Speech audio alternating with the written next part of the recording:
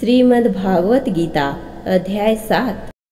श्रीभगवानुवाच मय्यासक्तमनः पार्थ योगं युञ्जन्मदाश्रयः असंशयं समग्रं मां यथा ज्ञास्यसि तच्छृणु।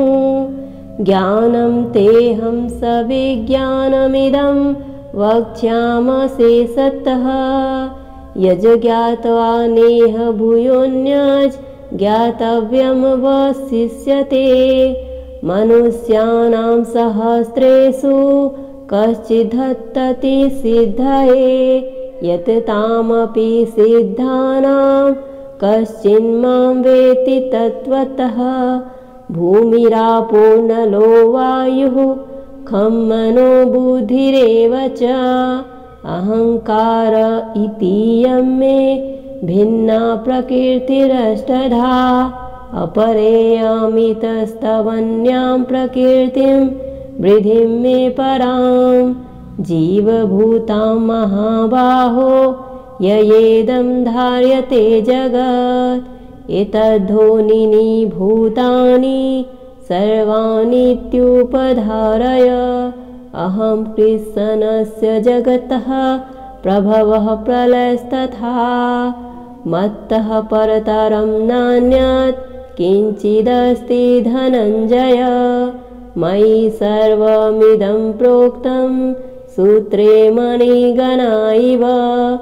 रसोऽहमप्सु कौन्तेय प्रभास्मि शशि सूर्ययोः। प्रणवः सर्ववेदेषु शब्दः खे पौरुषं नृषु। पुण्यगन्धः पृथिव्यां च तेजश्चास्मि विभावसौ। जीवनं सर्वभूतेषु तपश्चास्मि तपस्विषु। बीजं मा सर्वभूतानां वृद्धिं पार्थ सनातनं। बुद्धिमतामस्मि तेजस्तेजस्विनामहं। बलं बलवतां चाहं कामरागविवर्जितं। धर्माविरुद्धभूतेषु कामोऽस्मि भरतर्षभ। ये चैव सात्विका भावा राजसास्तामसाश्च ये मत्त एवेति तान् विद्धि न त्वहं तेषु ते मयि। त्रिभिर्गुणमयैर्भावै रेभिः सर्वमिदं जगत् मोहितं नाभिजानाति मामेभ्यः परं व्ययम्। दैवी हयेषां गुणमयी मम माया दुरत्यया। मामेव ये प्रपद्यन्ते मायामेतां तरन्ति ते। न मां दुष्कृतिनो मूढः प्रपद्यन्ते नराधमः। मायया प्रहृतज्ञाना आसुरं भावमाश्रितः। चतुर्विद्या भजन्ते मां जनः सुकृतिनोऽर्जुन। आर्तो जिज्ञासुरर्थार्थी ज्ञानी च भरतर्षभ। तेषां ज्ञानी नित्ययुक्ता एकभक्तिर्विशिष्यते। प्रियो हि ज्ञानिनोत्यर्थमहं स च मम प्रियः। उदारः सर्व एवैते ज्ञानी त्वात्मैव मे मतम्। अस्थितः स हि युक्तात्मा मामेवानुत्तमां गतिम्। बहूनां जन्मनामन्ते ज्ञानवान् मां प्रपद्यते। वासुदेवः सर्वमिति स महात्मा सुदुर्लभः। कामैस्तैस्तैर्हृतज्ञानः प्रपद्यन्तेऽन्यदेवतः। तं नियममास्थाय प्रकृत्या नियतः स्वया। यो यां यां तनुं भक्तः श्रद्धयार्चितुमिच्छति तस्याचलां श्रद्धां तामेव विद्धाम्यहम्।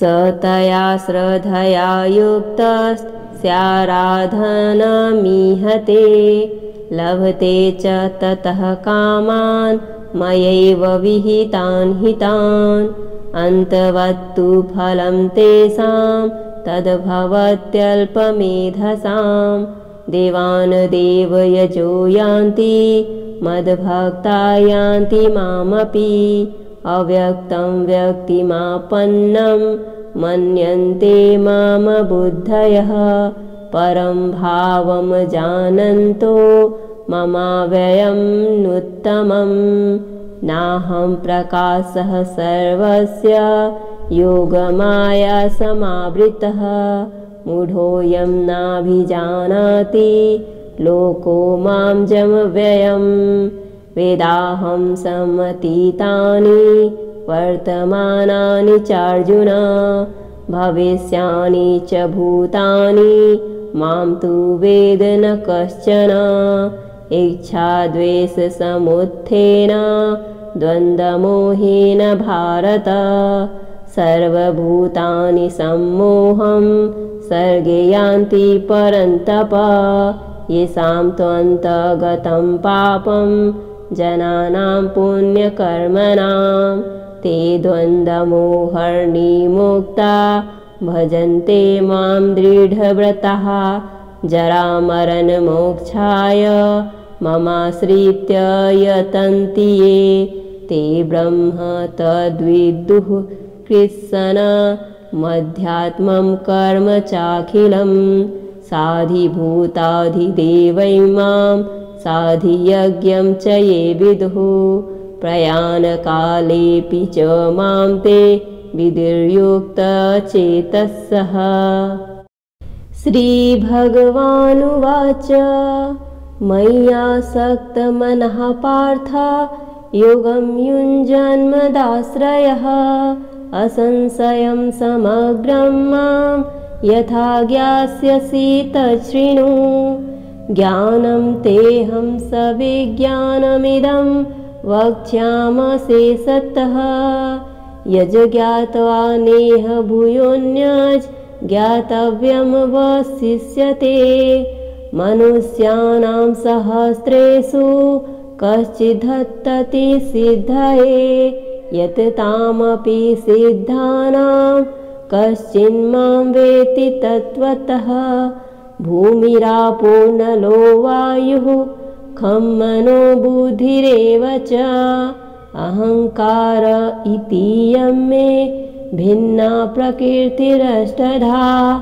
अपरेयमितस्तवन्यां प्रकृतिं वृद्धिं मे परां जीवभूतां महाबाहो ययेदं धार्यते जगत् एतद्धोनीनि भूतानि सर्वाणीत्युपधारय अहं कृष्णस्य जगतः प्रभवः प्रलयस्तथा मत्तः परतरं नान्यत् किञ्चिदस्ति धनञ्जय मयि सर्वमिदं प्रोक्तं सूत्रे मणिगणा इव रसोऽहमप्सु कौन्तेय प्रभास्मि शशि सूर्ययोः प्रणवः सर्ववेदेषु शब्दः खे पौरुषं नृषु पुण्यगन्धः पृथिव्यां च तेजश्चास्मि विभावसो जीवनं सर्वभूतेषु तपश्चास्मि तपस्विषु बीजं मा सर्वभूतानां वृद्धिं पार्थ सनातनं बुद्धिमतामस्मि तेजस्तेजस्विनामहं बलं बलवतां चाहं कामरागविवर्जितं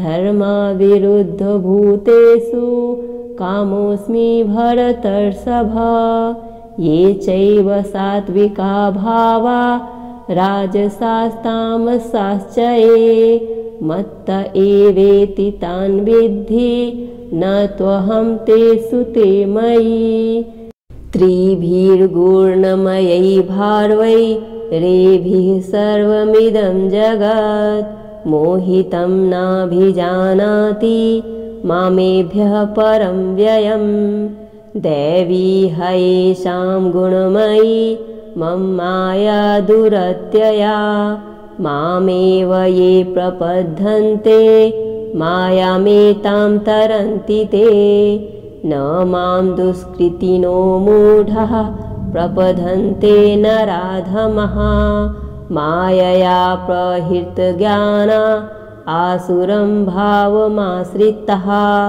चतुर्विद्या भजन्ते मां जनः सुकृतिनोऽर्जुन आर्तो जिज्ञासुरर्थार्थी ज्ञानी च भरर्षभ तेषां ज्ञानी नित्ययुक्ता एकभक्तिर्विशिष्यते प्रियो हि ज्ञानिनोत्यर्थमहं स च मम प्रियः उदारः सर्व एवैते ज्ञानित्वात्मैव मे मतम् अस्थितः स हि युक्तात्मा मामेवानुत्तमां गतिं बहूनां जन्मनामन्ते ज्ञानवान् मां प्रपद्यते वासुदेवः सर्वमिति स महात्मा सुदुर्लभः कामैस्तैस्तैहृतज्ञानः प्रपद्यन्तेऽन्यदेवतः तं तं नियममास्थाय प्रकृत्या नियतः स्वया यो यो यां यां तनुं भक्तः श्रद्धयार्चितुमिच्छति तस्य तस्याचलां श्रद्धां तामेव विद्धाम्यहम् स तया श्रद्धया युक्तस्याराधनमीहते लभते च ततः कामान् मयैव विहितान् हितान् अन्तवत्तु फलं तेषां तद्भवत्यल्पमेधसां देवान् देवयजो यान्ति मद्भक्ता यान्ति मामपि अव्यक्तं व्यक्तिमापन्नं मन्यन्ते माम बुद्धयः परं भावं जानन्तो ममाव्ययं नुत्तमम् नाहं प्रकाशः सर्वस्य योगमाया समावृतः मूढोऽयं नाभिजानाति लोको मां जमव्ययम् वेदाहं समतीतानि वर्तमानानि चार्जुन भविष्यानि च भूतानि मां तु वेद न कश्चन इच्छाद्वेषसमुत्थेन द्वन्द्वमोहेन भारत सर्वभूतानि सम्मोहं सर्गे यान्ति परन्तप येषां त्वन्तगतं पापं जनानां पुण्यकर्मणां ते द्वन्द्वमोहर्निमुक्ता भजन्ते मां दृढव्रताः जरामरणमोक्षाय ममाश्रित्य यतन्ति ये ते ब्रह्म तद्विदुः कृत्स्न मध्यात्मं कर्म चाखिलं साधिभूताधिदेवैमां साधियज्ञं च ये विदुः प्रयाणकालेऽपि च मां ते विदुर्युक्तचेतसः। श्रीभगवानुवाच मय्यासक्तमनः पार्थ योगं युञ्जन्मदाश्रयः असंशयं समग्रं मां यथा ज्ञास्यसि तच्छृणु ज्ञानं तेऽहं सविज्ञानमिदं वक्ष्यामशेषतः यज्ज्ञात्वा नेह भूयोऽन्यज् ज्ञातव्यमवशिष्यते मनुष्याणां सहस्रेषु कश्चिद्धत्तति सिद्धये यत् तामपि सिद्धानां कश्चिन्मां वेत्ति तत्त्वतः भूमिरापो नलो वायुः खं मनो बुद्धिरेव च अहङ्कार इतीयं मे भिन्ना प्रकृतिरष्टधा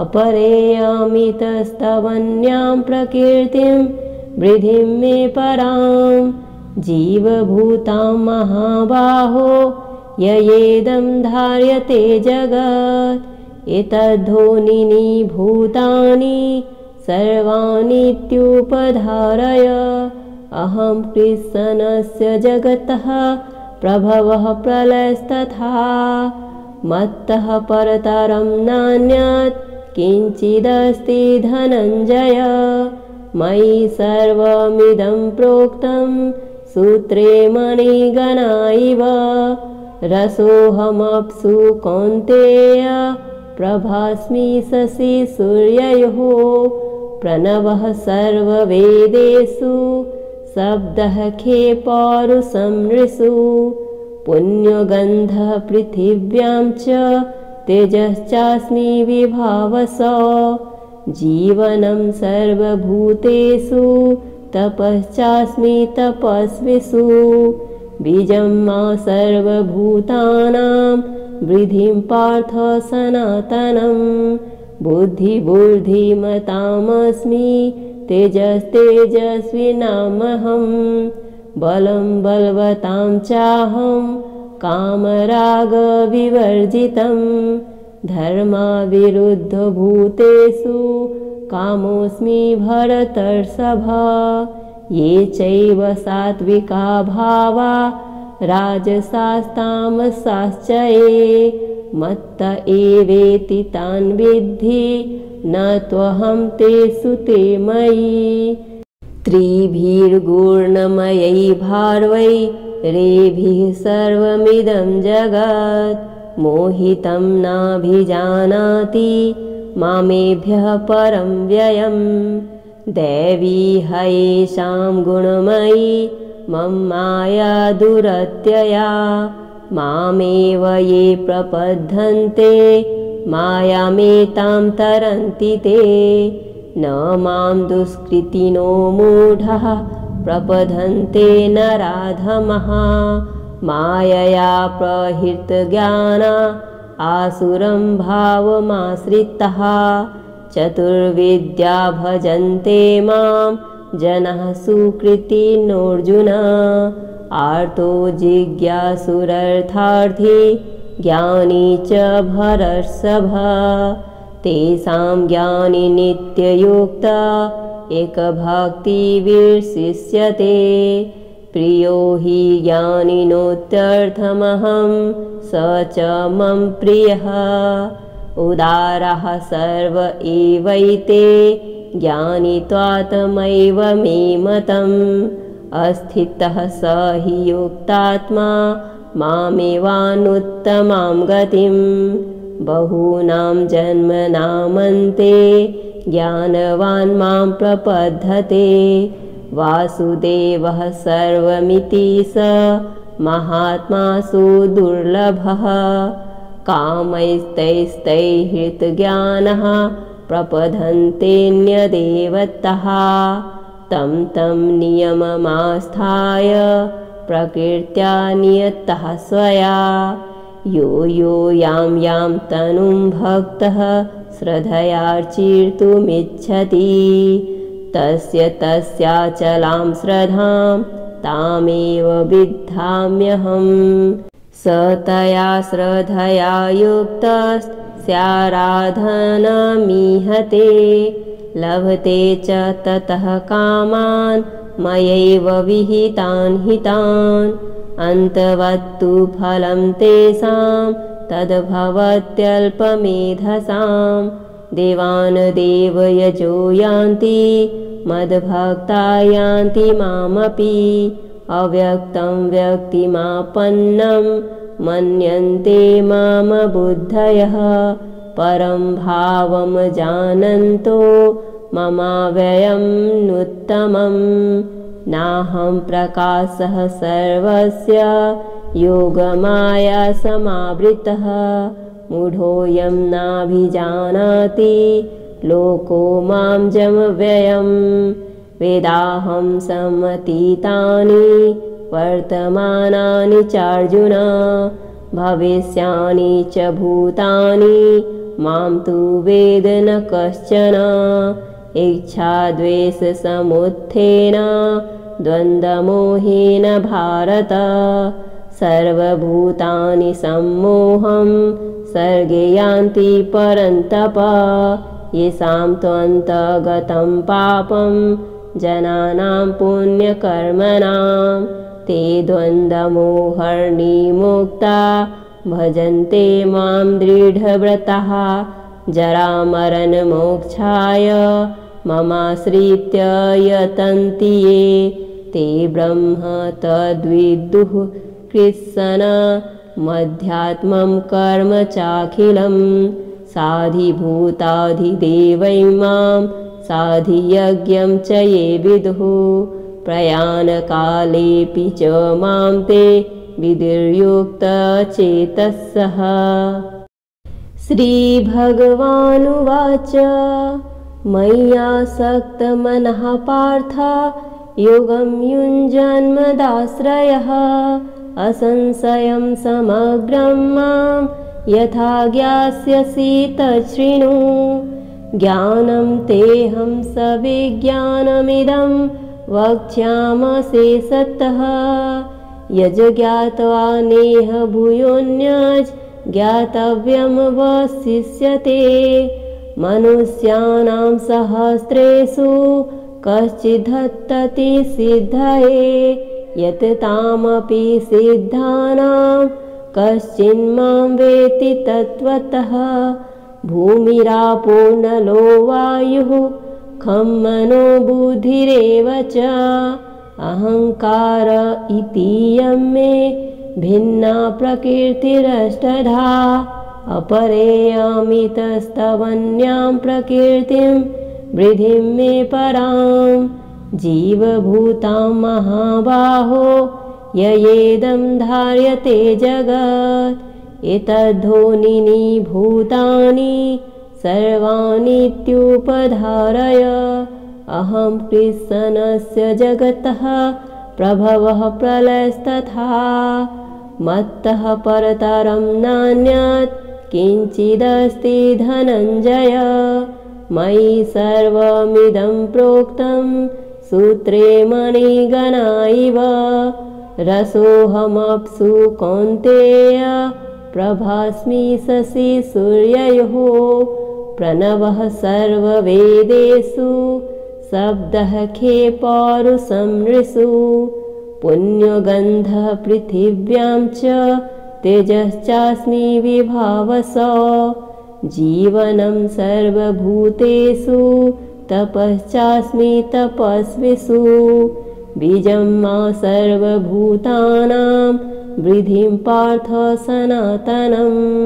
बुद्धिमतामस्मि तेजस्तेजस्विनामहं। बलं बलवतां चाहं कामरागविवर्जितं। धर्माविरुद्धभूतेषु कामोऽस्मि भरतर्षभ। ये चैव सात्विका भावा राजसास्तामसाश्च ये मत्त एवेति तान् विद्धि न त्वहं तेषु ते मयि।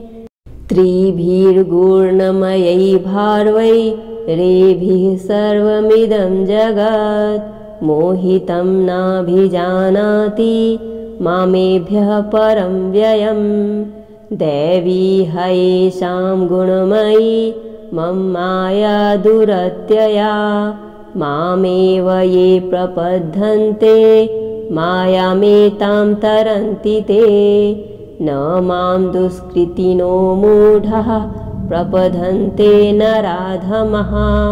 मायया प्रहृतज्ञाना आसुरं भावमाश्रितः। चतुर्विद्या भजन्ते मां जनः सुकृतिनोऽर्जुन। आर्तो जिज्ञासुरर्थार्थी ज्ञानी च भरतर्षभ। तेषां ज्ञानी नित्ययुक्ता एकभक्तिर्विशिष्यते। प्रियो हि ज्ञानिनोत्यर्थमहं स च मम प्रियः उदारः सर्व एवैते ज्ञानित्वात्मैव मे मतम् अस्थितः स हि युक्तात्मा मामेवानुत्तमां गतिं बहूनां जन्मनामन्ते ज्ञानवान् मां प्रपद्यते वासुदेवः सर्वमिति स महात्मा सुदुर्लभः कामैस्तैस्तैहृतज्ञानः प्रपद्यन्तेऽन्यदेवतः तं तं नियममास्थाय प्रकृत्या नियतः स्वया यो यो यां यां तनुं भक्तः श्रद्धयार्चितुमिच्छति तस्य तस्याचलां श्रद्धां तामेव विद्धाम्यहम् स तया श्रद्धया युक्तस्याराधनमीहते लभते च ततः कामान् मयैव विहितान् हितान् अन्तवत्तु फलं तेषां तद्भवत्यल्पमेधसां देवान् देवयजो यान्ति मद्भक्ता यान्ति मामपि अव्यक्तं व्यक्तिमापन्नं मन्यन्ते माम बुद्धयः परं भावं जानन्तो ममाव्ययं नुत्तमं नाहं प्रकाशः सर्वस्य योगमाया समावृतः मूढोऽयं नाभिजानाति लोको मां जमव्ययम् वेदाहं समतीतानि वर्तमानानि चार्जुन भविष्यानि च भूतानि मां तु वेद न कश्चन इच्छाद्वेषसमुत्थेन द्वन्द्वमोहेन भारत सर्वभूतानि सम्मोहं सर्गे यान्ति परन्तप येषां त्वन्तगतं पापं जनानां पुण्यकर्मणां ते द्वन्द्वमोहर्निमुक्ता भजन्ते मां दृढव्रताः जरामरणमोक्षाय ममाश्रित्य यतन्ति ये ते ब्रह्म तद्विदुः कृत्स्न मध्यात्मं कर्म चाखिलं साधिभूताधिदेवैमां साधियज्ञं च ये विदुः प्रयाणकालेऽपि च मां ते विदुर्युक्तचेतसः श्रीभगवानुवाच मय्यासक्तमनः पार्थ योगं युञ्जन्मदाश्रयः असंशयं समग्रं मां यथा ज्ञास्यसि तच्छृणु ज्ञानं तेऽहं सविज्ञानमिदं वक्ष्यामशेषतः यज्ज्ञात्वा नेह भूयोऽन्यज् ज्ञातव्यमवशिष्यते मनुष्याणां सहस्रेषु कश्चिद्धत्तति सिद्धये यत् तामपि सिद्धानां कश्चिन्मां वेत्ति तत्त्वतः भूमिरापो नलो वायुः खं मनो बुद्धिरेव च अहङ्कार इतीयं मे भिन्ना प्रकृतिरष्टधा अपरेयामितस्तवन्यां प्रकृतिं वृद्धिं मे परां जीवभूतां महाबाहो ययेदं धार्यते जगत् एतद्धोनीनि भूतानि सर्वाणीत्युपधारय अहं कृष्णस्य जगतः प्रभवः प्रलयस्तथा मत्तः परतरं नान्यत् किञ्चिदस्ति धनञ्जय मयि सर्वमिदं प्रोक्तं सूत्रे मणिगणा इव रसोऽहमप्सु कौन्तेय प्रभास्मि शशि सूर्ययोः प्रणवः सर्ववेदेषु शब्दः खे पौरुषं नृषु पुण्यगन्धः पृथिव्यां च तेजश्चास्मि विभावसो जीवनं सर्वभूतेषु तपश्चास्मि तपस्विषु बीजं मा सर्वभूतानां वृद्धिं पार्थ सनातनं बुद्धिमतामस्मि तेजस्तेजस्विनामहं बलं बलवतां चाहं कामरागविवर्जितं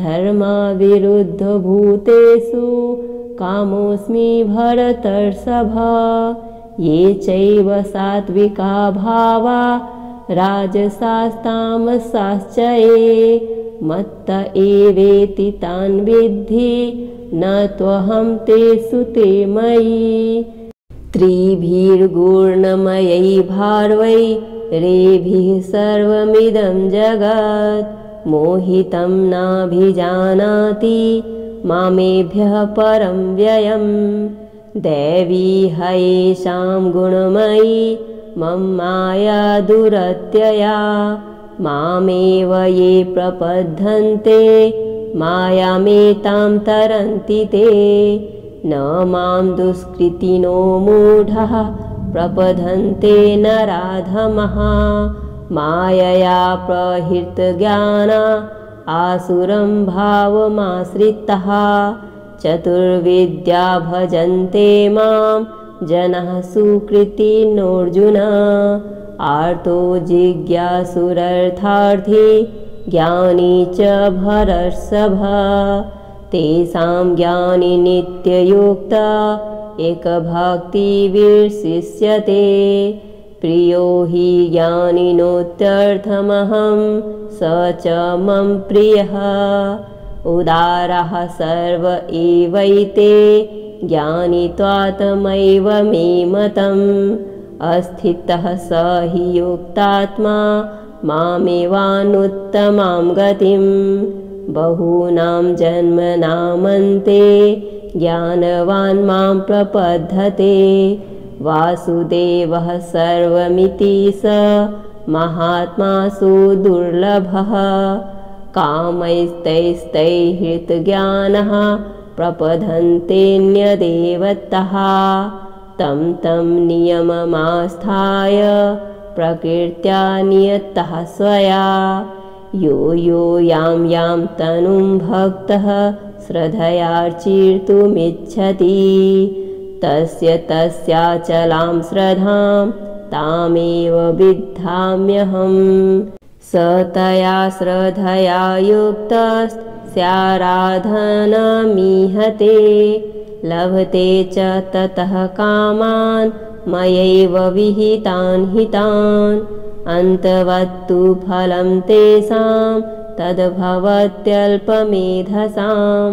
देवान् देवयजो यान्ति मद्भक्ता यान्ति मामपि अव्यक्तं व्यक्तिमापन्नं मन्यन्ते माम बुद्धयः परं भावं जानन्तो ममाव्ययं नुत्तमं नाहं प्रकाशः सर्वस्य योगमाया समावृतः मूढोऽयं नाभिजानाति लोको मां जमव्ययं वेदाहं समतीतानि वर्तमानानि चार्जुन भविष्यानि च भूतानि मां तु वेद न कश्चन इच्छाद्वेषसमुत्थेन द्वन्द्वमोहेन भारत सर्वभूतानि सम्मोहं सर्गे यान्ति परन्तप येषां त्वन्तगतं पापं जनानां पुण्यकर्मणां ते द्वन्द्वमोहर्निमुक्ता भजन्ते मां दृढव्रताः जरामरणमोक्षाय ममाश्रित्य यतन्ति ये ते ब्रह्म तद्विदुः कृत्स्न मध्यात्मं कर्म चाखिलं साधिभूताधिदेवै मां साधियज्ञं च ये विदुः प्रयाणकालेऽपि च मां ते विधिर्युक्तचेतसः। ॐ तत्सदिति श्रीमद्भगवद्गीतासु उपनिषत्सु ब्रह्मविद्यायां योगशास्त्रे श्रीकृष्ण अर्जुन संवादे भगवद्ज्ञानयोगे नाम 7मोऽध्यायः। हरि ओम तत्सत्।